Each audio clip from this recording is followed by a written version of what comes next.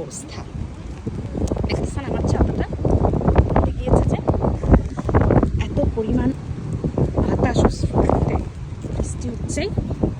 ছাতাটাকে আমি সোজা করে মাথায় নিয়ে যাচ্ছিলাম, কোনোভাবেই বাতাসের কারণে ধরে রাখতে পারছি না, বারবার উল্টে যাচ্ছে এবং হাত থেকে ছুটে যাচ্ছে।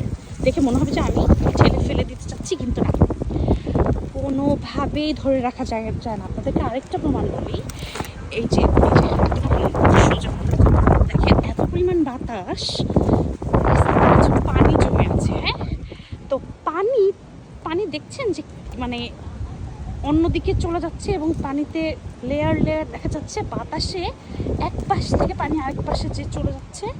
এত পরিমাণ বাতাস, অল্প একটু রাস্তায় পানি জমছে বৃষ্টিতে।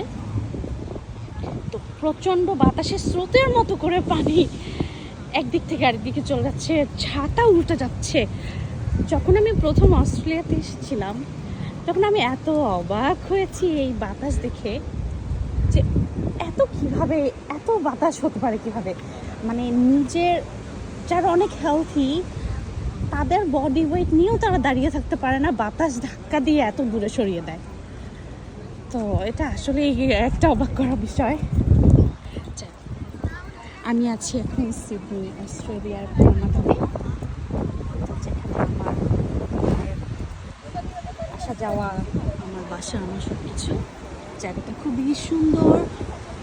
অলরেডি এখানে স্প্রিং চলে এসেছে, কিন্তু বৃষ্টি, এই দেশে তো সব আনপ্রেডিক্টেবল, যে কোনো সময় বৃষ্টি, যে কোনো সময় ঠান্ডা, শীত, এই গরম। তো এই তো,